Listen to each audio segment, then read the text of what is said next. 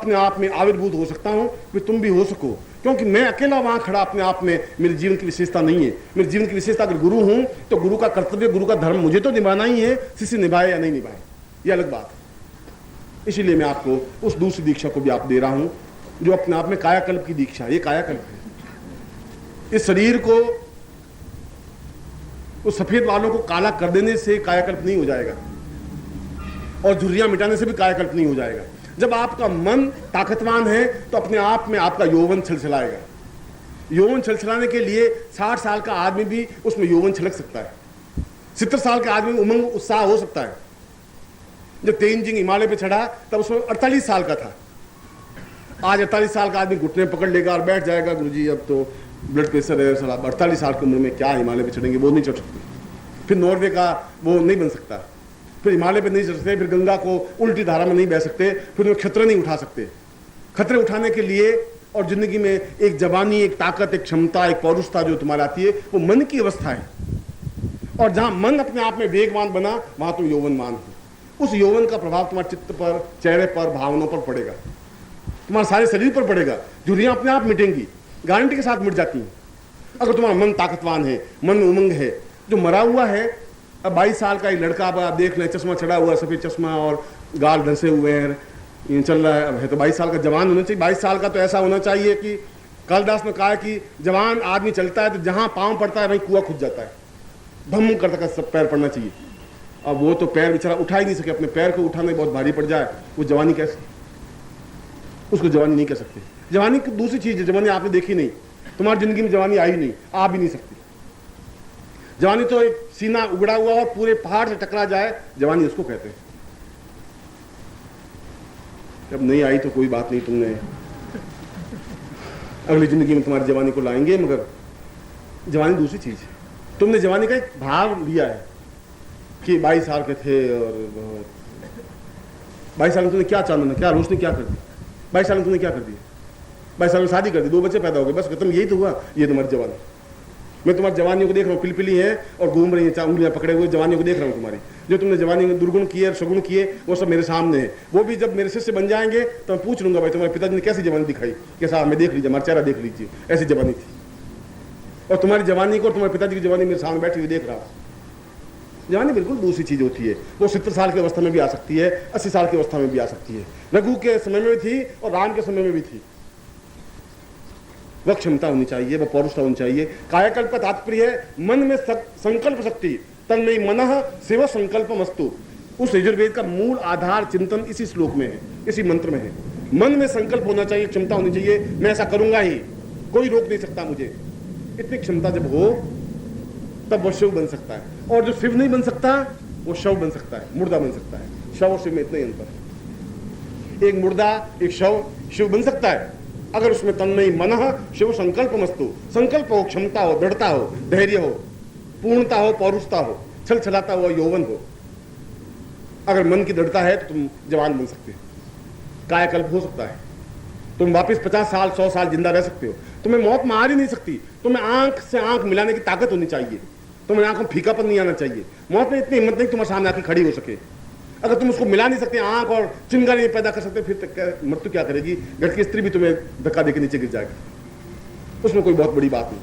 इसलिए जहां मैं कायाकल्प कर रहा हूं वहां कोई तुम्हारे शरीर को कस करके बांधने की जरूरत नहीं समझ रहा हूं। शरीर तो तुम्हारे प्रभु ने जो कुछ दिया है वो अपने आप में ताकतवान क्षमता, बुद्ध को भी ऐसा ही शरीर दिया था जो तुम्हें दिया था। राम के पास, कृष्ण के पास, सबके पास ऐसा ही शरीर है। प्रभु ने शरीर देने में कहीं कोई कंजूसी नहीं बढ़ती है, कभी तुम्हारे मन में है, मन की एक न्यूनता में है। मैं तुम्हारे मन को जागृत करना चाहता हूं, एहसास करवाना चाहता हूं, मन से ऊपर उठाकर आत्म तत्व को जागृत करना चाहता हूं। और ये सब जागृत हो जो कि आज प्रयोग में है, वो अपने आप में कायाकल्प है, वो अपना पूर्णता है, वो अपने आप में तुमसे ज्यादा उम्र का होते हुए भी तुमसे ज्यादा जोश है, मुझमें ज्यादा क्षमता है, ज्यादा धैर्य है, मैं तुमसे ज्यादा दौड़ सकता हूं, ज्यादा काम कर सकता हूं, हिम्मत साहस तुमसे ज्यादा है। इसलिए नहीं कि मैं तुमसे कोई ज्यादा खाता हूं या ज्यादा घी पीता हूं। घी पीने से और खाने से अगर कुछ होता है तो फिर भैंस बहुत ज्यादा खाती है और तुमसे ज्यादा खाती है, और तुमसे ज्यादा बुद्धिमान होनी चाहिए, बहुत उसका मन बहुत मजबूत होना चाहिए। खाना पीना कोई नहीं, मन की शक्ति के माध्यम से ऐसा होना चाहिए। मैं उसी प्रयोग को संपन्न करवाने जा रहा हूं। आप बैठे।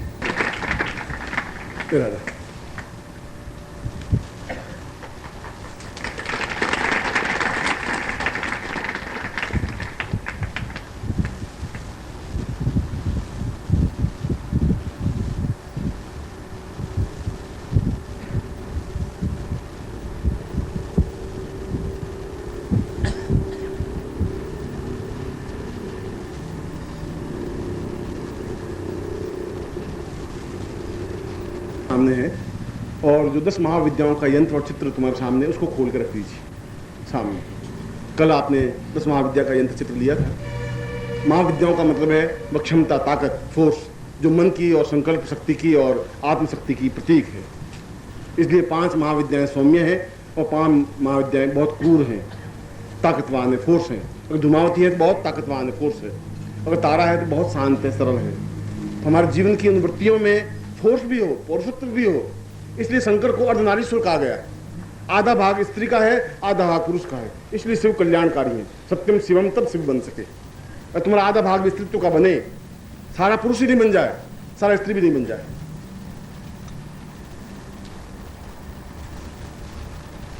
इसलिए आज जो आपने पैकेट लिया वो सामने रखिए। 5 वस्तुएं उसमें होंगी पंचभूतात्मक, और जो 10 महाविद्याओं का यंत्र था वो भी आपने सामने रखिए।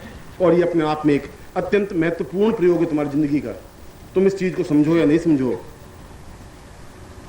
अगर तुम्हें कोई अचानक मैं अपनी यहां से लेकर के एक कोहिनूर हीरा दे दूं, तब भी मन में तुम्हारा संशय सख्त तो रहेगा कि आसानी से ला के दे दिया तो क्या हीरा थोड़ा ही होगा, कोई होगा शिव जी का कोई शिवलिंग होगा, बस खत्म। तुम शिवलिंग तक रुक जाओगे, इसके आगे तुम नहीं सोच सकते। ज्ञान की चेतना तो अपने आप में अद्वितीय पुंज होती है। शंकराचार्य एक ही बात कह रहे हैं कि नहीं मिल सकता। पृथ्वी बहुत साल तक तपस्या करती है तो कोई शक्ति पुंज बन सकता है, वो दे सकता है। देने की क्षमता बहुत कम लोगों में रही, लेने की क्षमता तो रही। तुलसीदास बहुत अच्छा प्रवचन नहीं कर पाए, एक बार भी नहीं बोल पाए। कबीर बोल ही नहीं पाए कि दोहे बना पाए। सूर नहीं बोल पाए। धारण तो उनको ज्ञान तो बहुत था, उस सूर के पास ज्ञान की चेतना बहुत थी। कबीर के पास बहुत ज्यादा अनुभव थे, मगर व्यक्त नहीं कर पाए, दूसरों के हृदय में उतार नहीं पाए। ये जीवन की कमियां थी उनकी। ज्ञान को प्राप्त करना है बिल्कुल एक अलग चीज है, उस ज्ञान को प्राप्त करके उतार देना बहुत अलग चीज है। दूसरों में उंडेल देना मामूली बात नहीं होती। उसके लिए बहुत बड़ी तपस्या की, बहुत बड़ी साधना की, समग्रता की आवश्यकता होती है। हाथ जोड़ दीजिए। ओम विघ्नेश्वराय वरदाय सुरप्रियाय लंबोदराय सकलाय जगदिताय नागाननाथज्ञ विभूषिताय गौरी सुताय गणनाथ नमो नमस्ते। भक्तार्तिनाशन फराय गणेश्वराय सर्वेश्वराय सुभदाय सुदेश्वराय विद्याधराय विगताय वामनाय भक्त प्रसन्न वरदाय नमो नमस्ते। नमस्ते ब्रह्म रूपाय विष्णु रूपाय तिन्मः नमस्ते रुद्र रूपाय करी रूपाय तिन्मः विश्व रूपस्य रूपाय नमस्ते ब्रह्मचारिणे भक्त प्रियाय देवाय नमस्तभ्यं विनायक लंबोद नमस्तभ्यं सततम मोदक प्रिय निर्विघ्नं कुरु मे देव सर्वकार्येषु सिद्धिदः त्वां महान् गणपतिं प्रातः पूर्वशां तस्मानं स चैतन्यतां पूर्वां तुभ्यं संपर्दये तां एतस्मानं स शिखाबंधनम। चोटी की गांठ लगाइए। मानस्तो कितने मान आर्घिमानो गोखुमानो स्वेखुमानो वीरानुरामिनो वधिरे भृत्वा हवामये स्वस्तेन लाठे तिलकम कृत्वा। अपने हाथ से कुमकुम लेकर के लाट पर तिलक करिए। नमो सुनंताय सहस्रमूर्तये सहस्रपादाक्षरोरुबावे सहस्रनामने पुरुषाय शाश्वते सहस्रकोटि धारणे निमार्ते गंधाम बांधुतिं दीक्षाम आपनोति दीक्षे आपनोति दक्षिणां दक्षिणां श्रद्धाम आपनोति श्रद्धयां सत्यमाप्यते तां पुरुषां तस्मानं सा तुभ्यं संप्रदये इदमस्तं वो ज्योति पूर्वा तस्मानं सा दीर्घा तुभ्यं संकल्पं कुर्यात्। दायिनाथं जल लीजिए।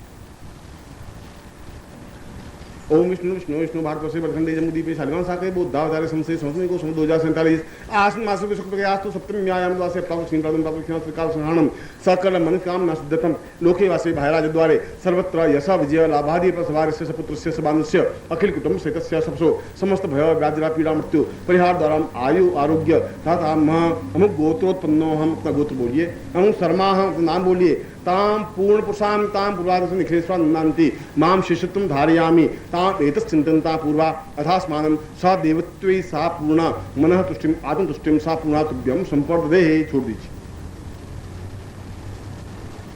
अब मैं प्रयोग प्रारंभ करने से पूर्व आपको गुरु मंत्र का स्मरण दिलवा रहा हूं। 3 बार आप गुरु मंत्र बोलेंगे। बोलो ओम परम तत्वाय नारायणाय गुरुभ्यो नमः। ओम परम तत्वाय नारायणाय गुरुभ्यो नमः। ओम परम तत्वाय नारायणाय गुरुभ्यो नमः। ताम पूर्वशां तस्मान् स गुरुमन्त्रं दद्यात् गुरुमन्त्रान्ति ताम् एतास्मानं सदन्ते तुभ्यं सा पूर्वचैतन्यं सा कल्याणमा अवतास्मद्रुद्धं से एतस्मानं स दीर्घ आयुष्य आप्राम पूर्वा अथास्मानं स चिन्तयामि सां दीर्घा अथास्मानं स कृते कल्याणं पूर्णतां वृद्धि सा पूर्णमादं तुभ्यं संवृद्धे ता सस्ते न ता मनः आत्म प्राण चक्षु श्रोत घ्राण जिह्वा समस्त देह रोमेभ्यो ताम गुरु प्रसादेन गुरु कर्तव्येन साम आवायामि स्थापयामि नमः। अब जैसे कल आप बैठे थे उस ढंग से आप बैठ जाए।